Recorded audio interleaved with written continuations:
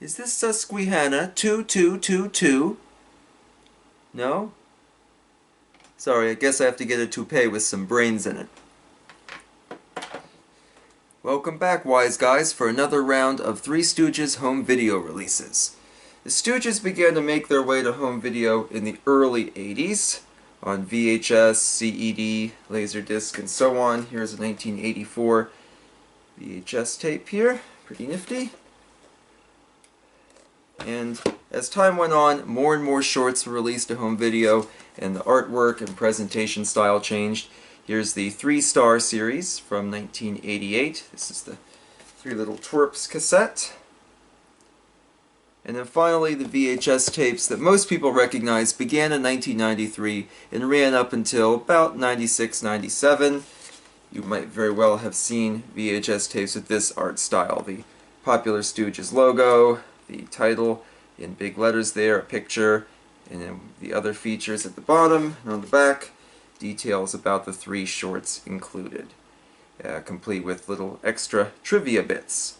So these are the ones we recognize, and these were kind of the ones that were used when they were moving them from VHS to DVD. Someday we'll talk about the other DVDs, not in my other Stooges video, and see what all made it from VHS to DVD and beyond. But today I thought, you know what, let's look at some of the oddities and some of the things that didn't maybe make that transition from VHS to DVD, or some of the VHS tapes that really, you know, didn't catch on or weren't even through Columbia, such as the 5 VHS tapes. These are the Good Times VHS tapes. I'll show you each one real quick and then we'll go through them all in detail. The 5 Good Times VHS tapes, all released in 1990. These were interesting because they were all Moe, Larry, and Shemp shorts. So no Curly on any of these. At the time, this would have made a lot of sense because it was taking a while for the Shemp shorts to make their way to VHS, and indeed not all of them would. There are many Shemp shorts you wouldn't see on home video at all until the late 2000s, early 2010s, when they finally released the last DVD set. So on our first video, the yellow one here, we start off with Rumpus and the Harem and Scheming Schemers. These shorts, both from 1956, are part of what's called the fake Shemp era of the Stooges. Shemp Howard died of a heart attack very suddenly, and so to fill the Stooges production quota, actor Joe Palma, who'd been appearing with the Stooges since about 1940, filled in for him. They filmed him from the back, or he obscured his face, and they dubbed Shemp lines over him, sometimes he used his own voice, and usually it's noticeable. Doesn't necessarily ruin the film. Rumpus and the Harem, the first one up, is a remake of the Stooges short Malice in the Palace from 1949. Malice in the Palace never got an official VHS release, but as it's in the public domain, which we'll come back to public domain shorts later on in the video, but as it was in the public domain, a lot of people probably still saw it, even if they didn't have it in their video collections yet. I don't like Rumpus and the Harem. It's probably my least favorite of all the technical Shemp shorts. We'll say technical because Shemp didn't film any new scenes. As was common in the mid to late 50s for the Stooges, their new short films were made by taking older shorts, filming a few new scenes, doing some reshoots and some editing, and releasing it as a new film. And some remakes are half or 75%, you know, old footage and just a little bit of new footage. I don't care much for Rumpus and the Harem. I think the editing is really poor. Some of the new jokes are kind of bizarre too, like them having to pay a virgin tax for their girlfriends, which is kind of strange and not very Stooge-like. I don't know. Larry has some good lines, but it's pretty skippable. Scheming Schemers, also a fake Shemp short. The third of 4 is the best of this era. Scheming Schemers is a remake of Vagabond Loafers from 1949, which would eventually get its own prominent VHS release, as you see here. Scheming Schemers works mostly because it gives Moe and Larry a chance to be a really good 2-man comedy team, something that they proved that they could indeed do, and maybe in another universe they just dropped the 3 and just made Moe and Larry the 2 Stooges, and that truthfully would have worked. So that one's got some good jokes and some great destructive humor. And lastly, we have Loose Loot from 1953. Loose Loot is a remake of Hold That Lion, the short that famously features Curly in a non-Stooge part. He's not in Loose Loot. They didn't reuse that scene. Loose Loot takes the beginning of Hold That Line and creates a new ending, with the Stooges following a criminal who's stolen their money to a theater and engaging in lots of backstage shenanigans and fighting in dressing rooms and things like that. There's some surreal humor at the end. It's pretty amusing and one of the better stock footage remakes, I would say. That's volume one, excuse me. On the next one here for volume 2, I'll show you the back actually, we have 3 more stock footage remakes. We have Husbands Beware from 1956. That is a remake of Brideless Groom, which again everybody knows because it's in the public domain. Hold hands, you lovebirds. Pretty classic stuff. Husbands Beware tweaks the story a little bit and adds some beginning scenes of Moe and Larry getting married to 2 very, very mean big women, one of whom played by Lou Leonard. She'd pop up later as the mean librarian on Married with Children in a very funny episode. Husbands Beware is amusing, but probably better off sticking with Brideless Groom. Musty Musketeers, our next one down from 1954, is a remake of Fiddler's 3. Fiddler's 3, kind of a whimsical nursery rhyme kind of Stooges shorts. One of my least favorite Shemp ones. It's on the Stooges in History DVD that you see here. I've never been a big fan. I actually like Musty Musketeers better. It gets rid of some of the weirder jokes. It has a nice comical slapstick sword fight at the end. And lastly, we have Wham Bam Slam from 1955. That is a remake of 1948's Pardon My Clutch, with the Stooges going on a picnic. It's actually a reworking of Laurel and Hardy's Perfect Day. But Wham Bam Slam doesn't do much to the story. It has some new scenes, like the Stooges attempting to prepare lobsters to eat, things like that. Pretty skippable, I would say. Now for Volume 3, we get away from the stock footage remakes finally, and we can look at some original Shemp shorts from the 50s. So first up we have Cuckoo on a Choo Choo, one of the most polarizing Stooges shorts there is. Some people love it, some people hate it. It's a spoof of Harvey, except Shemp imagines a giant talking canary instead of a giant rabbit. And it's also a spoof of Streetcar Named Desire, weirdly enough, with Larry imitating Marlon Brando. That level of topical humor doesn't always suit the Stooges. Like, young people today probably wouldn't get any of those jokes. But there are some gags that work pretty well, and I think it was influenced more by television at the time, because you think people by the early 50s are watching Lucy or the Honeymooners or whatever on their TVs, and they want like a self-contained story. And I think some of these Stooges shorts, especially the ones on this video, were an attempt to change that. I like Cuckoo on a Choo Choo. It's strange and not very Stoogey, but I think the weirdness kind of works to its credit. Love at First Bite is much more conventional, with the Stooges, you know, each going to get married on the same day to a woman that they met over to, I should say 3 different women that they met overseas, and as they get drunk preparing the wedding, various violent hijinks ensue. Pretty simple story, but it's got a decent plot that actually has a fulfilling ending, and I like that. We don't see that in every Stooges short. And finally, Shot in the Frontier. One of their better westerns, I think, in terms of production value, because it actually has background music, there's a lot of outdoor filming. It's a spoof of High Noon, but you don't have to have seen High Noon, the 1952 Oscar-winning western classic, and one of the finest westerns ever made, for my money. But Shot in the Frontier, I like it. It's a little disjointed in places, but I think the production value and some of the, you know, wilder outdoor stuff work to its favor, and I would recommend that one. Volume 4. Start off with Babysitter's Jitters, one of the more conventional ones.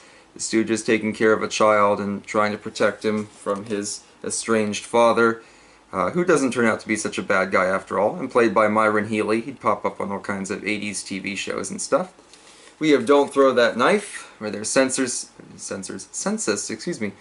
takers who barge in on a woman and incur the wrath of her husband. And finally, He Cooked His Goose, which is another one of those that doesn't feel like a Stooges short because they're trying something very different. In this case, He Cooked His Goose. Larry is having an affair with Moe's wife and tries to pin it on Shemp, and there's some wacky situations involving that. He Cooked His Goose is the only one of all the shorts on these Good Times videos that would get an official Columbia release a few years later in 1996. It was on the Corny Casanova's VHS tape. So it's interesting that this one did. None of the others ever made it to VHS. So pretty cool. So I like it for something different there.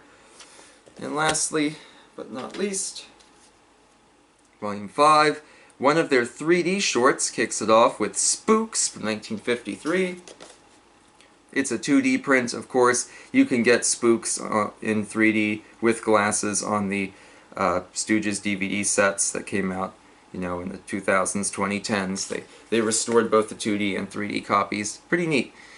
The 3D shorts aren't great, and you really don't have to watch them in 3D necessarily, but I like that they did feature one here. 3 Hams on Rye, another Stooges on stage kind of thing. Them getting involved with the production of a big show and ruining it, but not really ruining it, and whatnot. I like some of the Romeo and Juliet gags in there, though. Pretty good stuff. And lastly, the last one for our Good Times adventure here, Income Tax Sappy, one that I've always really enjoyed. The Stooges trying to withhold money from the government and eventually unknowingly inviting some IRS agents over to their house for a fancy dinner party, and a, you know, sort of food fight, slapstick brawl ensues. Interesting stuff. The title's kind of strange, and I can see some people say this one feels kind of tired, and I get that. By 1954, you know, they might have been wearing things a little thin.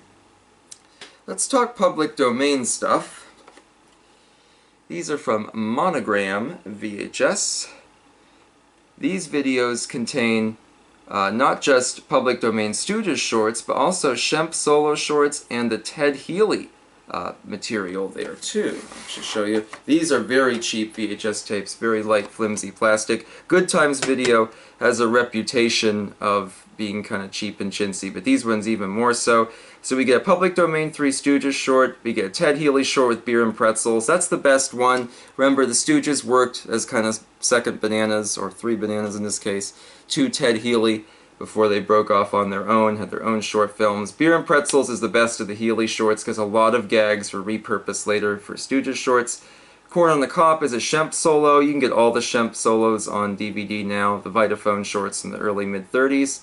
And Curly's solo film, Roast Beef and Movies. Weirdly enough, some of these shorts that we're going to talk about were in color. These videos use black and white prints. I'm assuming maybe they were using ones that were sourced for television, or some kind of maybe like home media copy or something, but it's weird. Roast Beef and Movies is pretty bad. It's worth seeing, mostly just to see Curly kind of playing opposite other actors and not being a stooge. Is kind of interesting.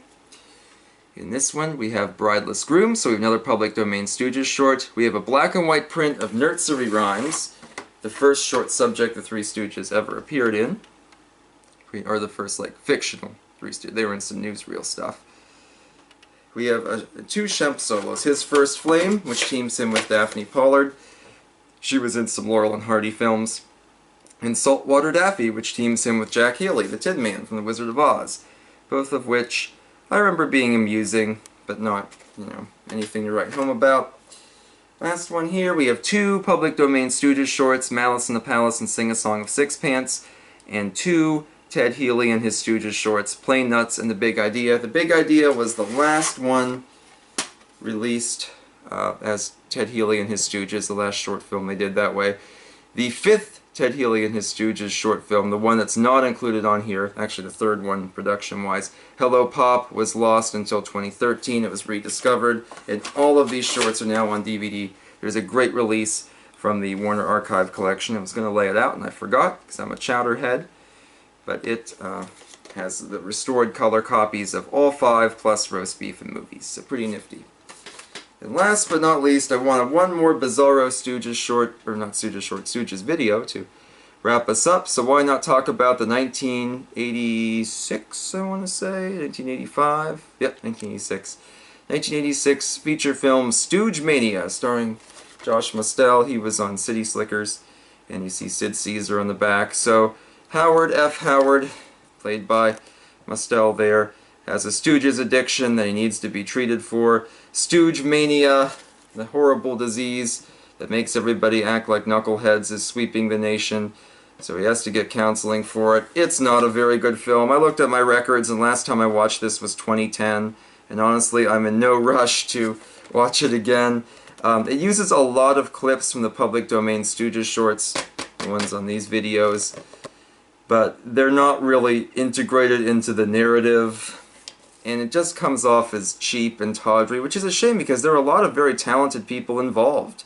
Like Chuck Workman was the director, and he did those film montages like 100 Years at the Movies, which I always thought was great. I showed that to my film students when I taught film. And Hummy Man did the music. He did the music for Thomas and the Magic Railroad. So there were talented people here, but all told, not really worth watching. Pretty big letdown. I don't know. I guess it's a product of its time. Anyway, what are some of your favorite Stooges, or Stooges shorts, or Stooges films, or anything Stooges for that matter? Thanks for coming by today. Hope to see you again next time. Until then, spread out.